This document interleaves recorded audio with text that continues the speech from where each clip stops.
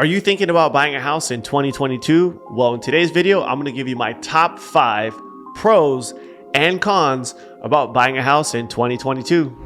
So let's start off with our pro list. Number 1 is the fact that buying a house, you can build equity.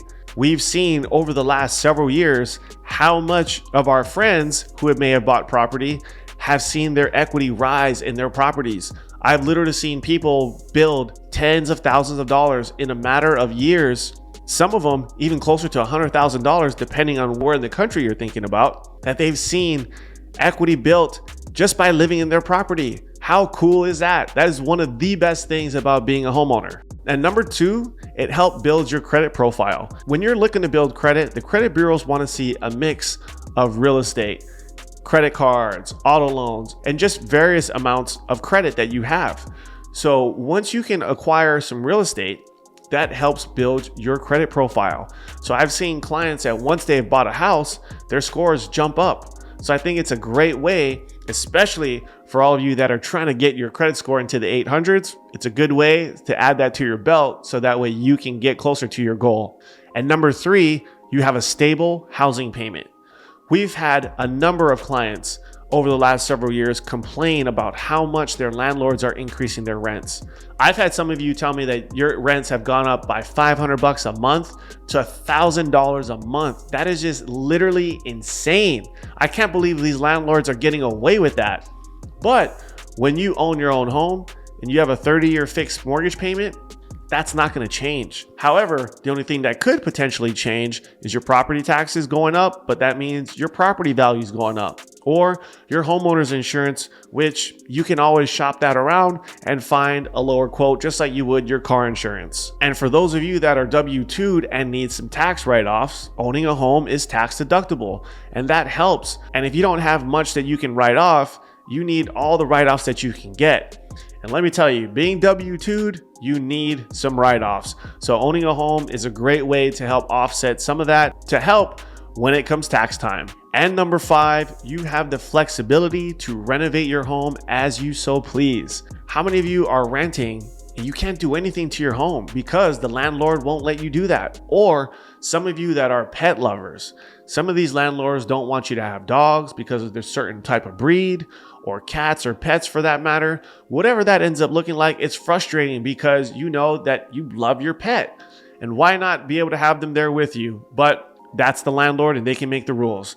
So that's where, again, it's a great way that if you own your own property, you can have your own pets. You can paint your walls blue if you so choose.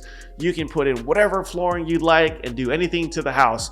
And I think just knowing that you have that freedom to do that is very, very liberating. And to know that when you come home, you're coming home to your own home.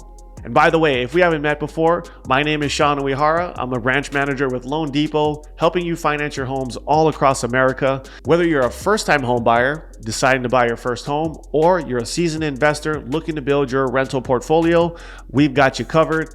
There's more information below, so make sure you hit the description to learn on how to get your mortgage right.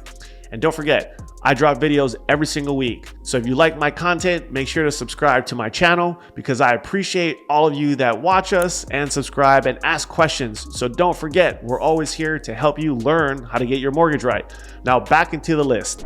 And our top 5 cons about buying a house in 2022. Number 1, you can't just pick up and leave. So when you buy a house, you're kind of putting some roots down. And you can't just say, hey, you know what? I don't like this city. I want to move, find another job somewhere else across the country and move. You can't do that. So I think if you are looking to purchase, it is something you seriously need to think about. Am I going to be here for an extended period of time? Because when you do sell your property, there are costs that are associated with selling your property. So in that sense, if you're unsure about where you're going to be, renting might be better for you because you have that flexibility. And con number 2, the appreciation takes some time to build up.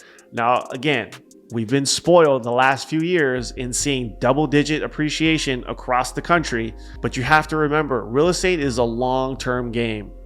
You might get distracted by the NFT craze, the crypto craze, where people are putting in a few $1,000s and making tens of thousands of dollars overnight or in a matter of months. You have to remember that's not always the case in real estate. real estate's a long-term play.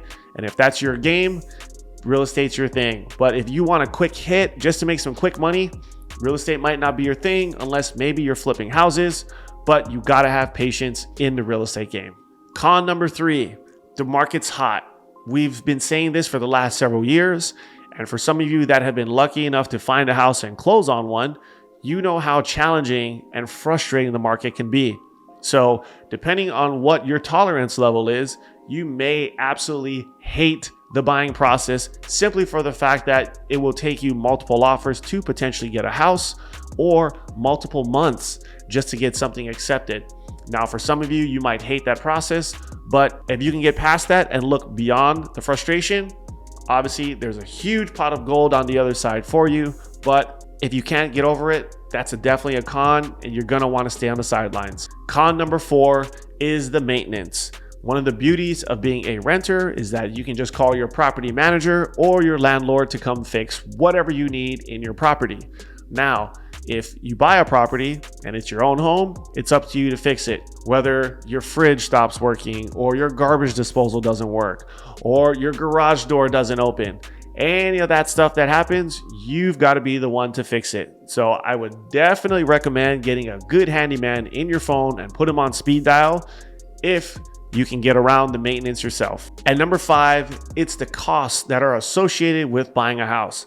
Some of you that might look to purchase might only think that you only need a down payment to buy, but that's totally false. There's actually some closing costs that go involved into the purchase. So not only do you potentially need to save for a down payment, but you also need to have some money saved for your closing costs. Now, closing costs are negotiable. So that doesn't necessarily mean you have to pay your closing costs on every single deal or every single offer. It's up to your real estate agent to negotiate that for you. Now, the seller could pay all of your closing costs, and that'd be a huge benefit to you, and it'll save you thousands of dollars. And kudos to your realtor for doing that for you. Or the seller would pay a portion of it, which means you as the buyer would have to come out of pocket several $1,000s in your own closing costs. Or because we're in a competitive market, the seller could say, absolutely not. I'm not paying nothing. If you want to buy my house, you're paying all your closing costs yourself. So in the event that something like that happens, you better have some money saved up in order to buy. Now, the other portion of the costs that are involved to buying a house is with the down payment. A lot of you still think you have to have 20% down to buy, which again is totally false. You don't need 20%. If you are a first-time home buyer and you're going to be living in your property, there are many programs across the country that can help you cover your down payment to purchase a home. I would check with local housing agencies to see what type of down payment assistance programs are available, because they could help cover a portion or maybe sometimes all of your down payment in order for you to purchase. So there are ways that you can potentially offset your down payment and your closing costs. But in a worst case scenario, you want to make sure you budget for everything. So for some of you, you might only have a few $1,000s in the bank. You might have to save up a little more money in order to buy. And for some of you, it might take longer than others to save up that money, but you got to put a plan together. And that's why it's a con, because you may not want to save all that money because it gets really tough when you see maybe that new pair of Jordans that come out, you want to go buy them, or you're going on vacation, or the mistakes that some of our clients have made in the past and they go and buy a vehicle. So you have to resist the temptation in order to buy the house. And those are my top 5 pros and cons of buying a house in 2022. And if you still have questions, don't forget you can hit the playlist to learn more about how to get your mortgage right, or hit the description below and you can send me a direct message. Thanks for watching. I'll see you on the next video.